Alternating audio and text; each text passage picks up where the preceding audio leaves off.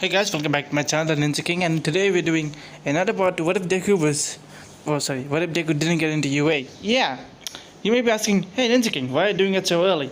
Shut the hell up and just enjoy the video. Also because hype train, and let's not waste any more time and get on with my channel's intro.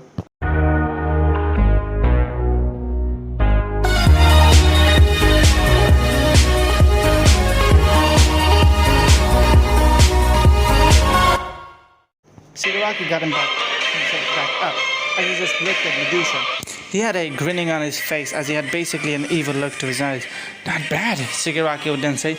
Medusa falls down the chain shatter in a hero costume as he pulls out more, trying to grab on Shigaraki. As some of them pierces him before he also grabs them.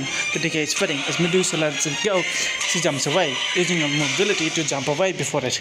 She thinks that she may need to use her other powers, but thinks it's not time.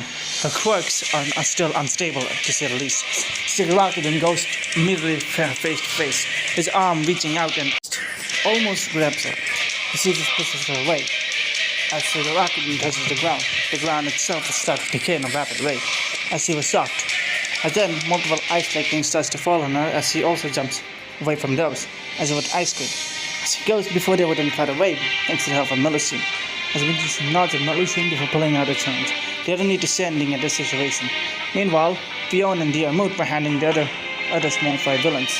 They were taking it out, as then another villain tries to come out before he gets hit in the head by the same blue hair, school uniform looking girl. Would you assist, Aris? No problem. The same blue hair, and you can say, Aris. So how does the same man as this guy, doesn't she? They don't start with an E. Diarmuid went in. So, if you want, like them. As Fiona launches in for another attack, using his heightened match for France. But it's not down in the more like cats. Meanwhile, we have seen Medusa running the way of Shigaraki next, chasing him. And then the arrow falls down on them, as the sword is fired. Kyogre says, yeah, get away from my students. He says as he arrives, taking both of them away, far enough so they can basically feel the impact. You guys okay? Kyogre says them. Yeah, we're okay. Not a single done say. This looks at Medusa and Machine. Yeah, alright, this is my job. As he pulls out his arrow, before he takes a deep breath. Alright, time to use my special move. Dark Tower recalls our noble phantasms. I know specifically why, but our principal insisted on it. As he then starts to take a deep breath, ready to use his noble phantasm, as then you can hear the rustling sound effect. As he pulls open behind him, an arm tries to grab him. He immediately jumps away, pulling in his boostring before cutting the arm. Shigaraki then say, pulling his arm back, removing the arrow as Kawagiri flees next to him. Damn it! This is start there, Chiron says to himself as he gets up, looking at Shigaraki. And Shigaraki has just a smile on his face. Now, let's deal with you a bit more better, he says as he immediately goes to him. As then, seeing this, he immediately pulls out his arrow back, ready to strike him. Meanwhile, back in the main area, James Moriarty Jr., Elizabeth Bathory were handling, well, Dracula and Carmilla. Carmilla was basically sending on blood attacks, as basically they were trying to dodge the attacks. James Moriarty immediately sent out a few more blasts. He thinks to himself that he's still not ready for it. If I cannot defeat them, I can never defeat him. As he gets himself a flashback, a man with the same silver grey hair, moustache, and he seems like a villain of a novel, more like a certain novel. As he sticks his head off, he immediately goes for another attack, as then his attack was blocked by Dracula. No, who about this? Dracula sends down a few spikes at him as Elizabeth then grabs him, immediately using her spikes to amplify her attack.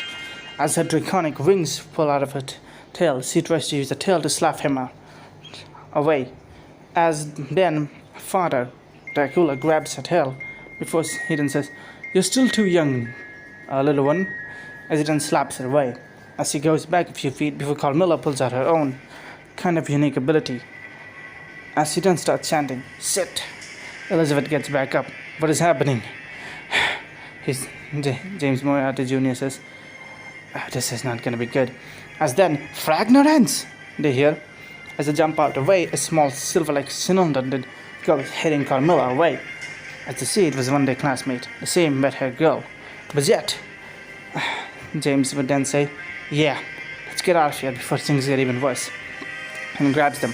Meanwhile, with a Nomu, Midoriya was once again fighting, even though it was not the best situation. Otoya was trying to cut the Nomu up, and so was Zero, but it was regenerating in a hyper rate. As Midoriya grabbed his other arm and started punching the Nomu, using 20%, sending it back a few feet. This was still a 3.5 generation Nomu. It was still as strong as a 4th generation, if not a bit weaker. As the Nomu goes to punch Midoriya, immediately Zero cuts his arm off, as Otoya basically sends a kick at him, sending her flying. As Otoya takes a deep breath as well with Zero as well. This is getting intenser than I thought it would. Zero would then say to Otoya,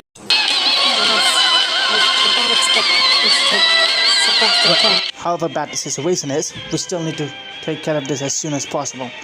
Zero says, pulling out his sword as he looks at Otoya.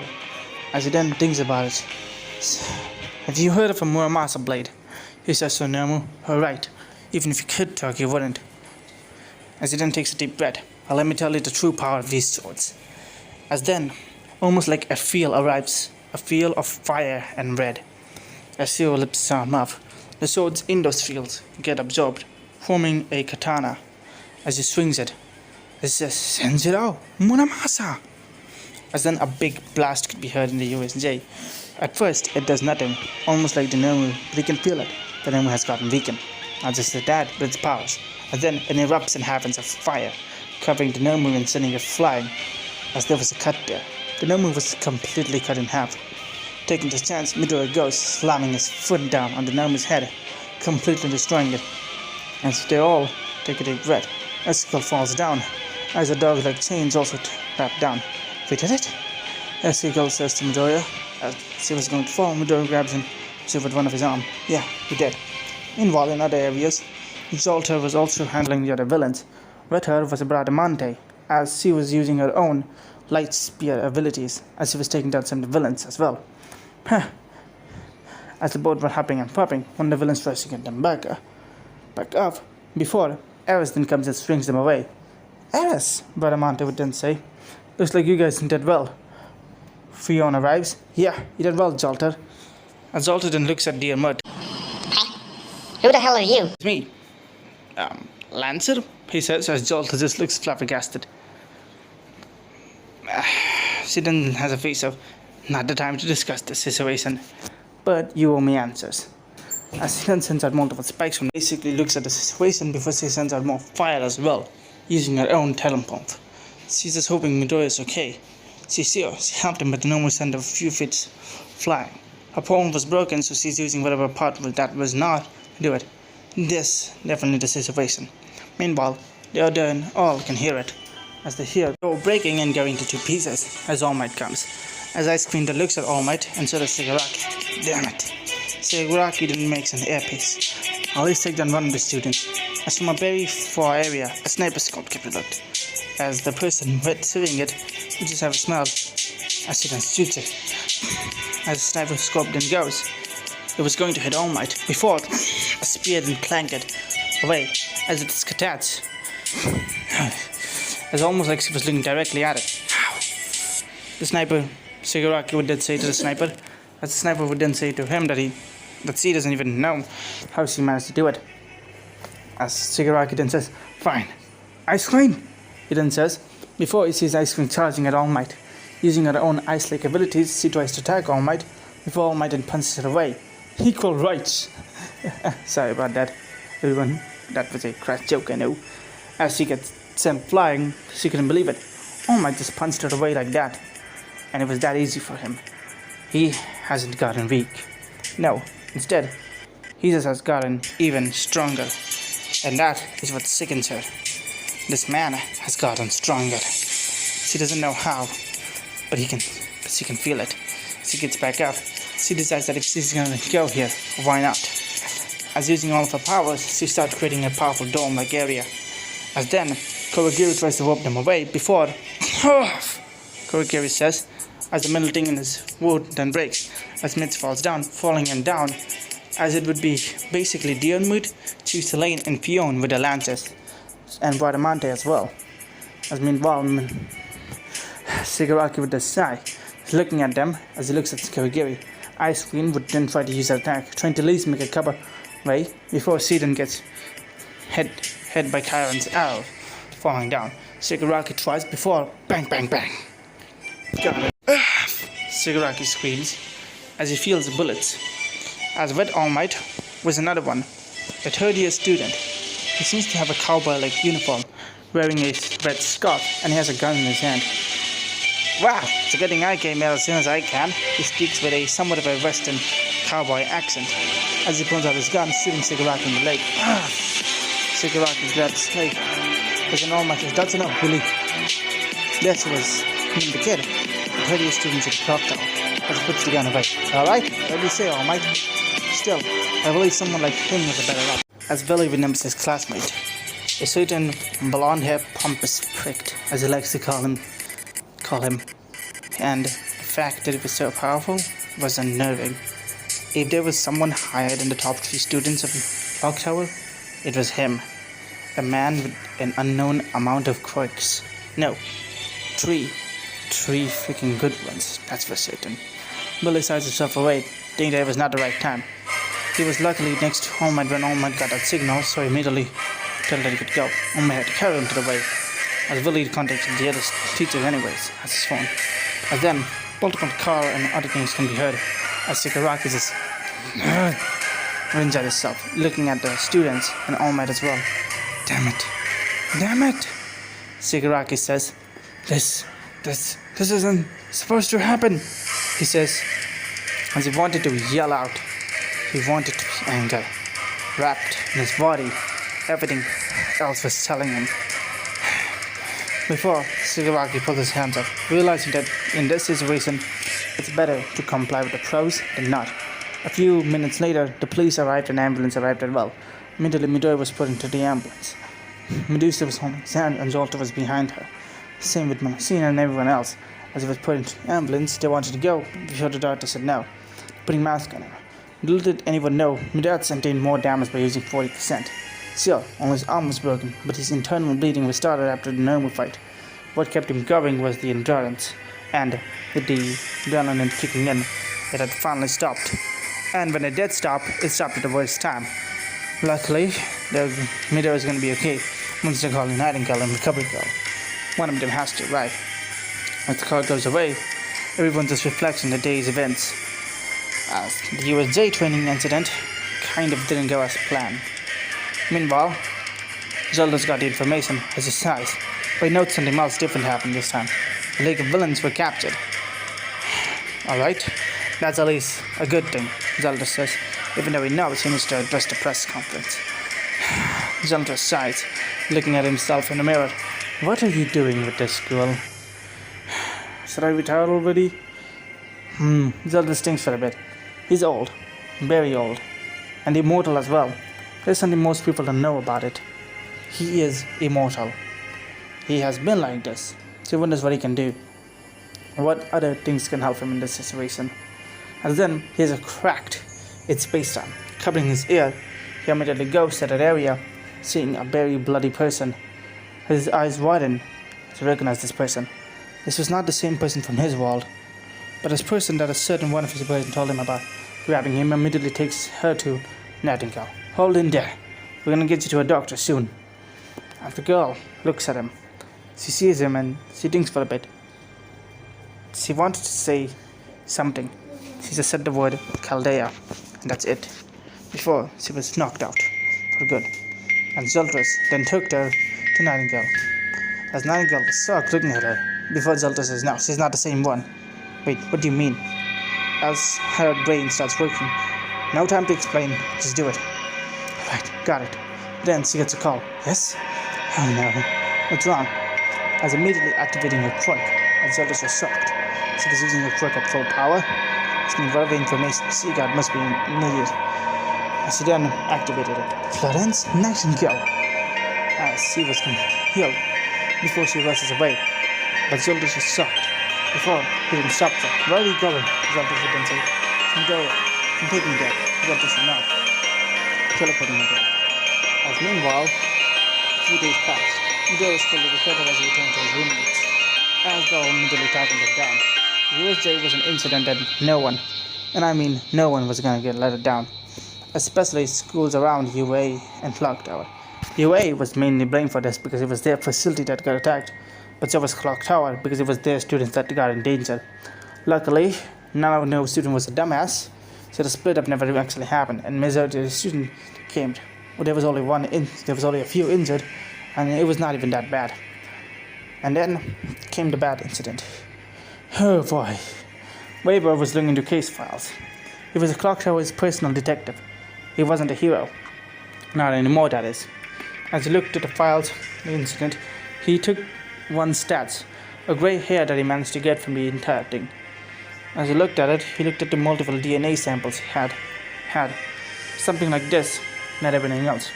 He finally found a match of Tomohiro Shigaraki, and it matched a certain former hero.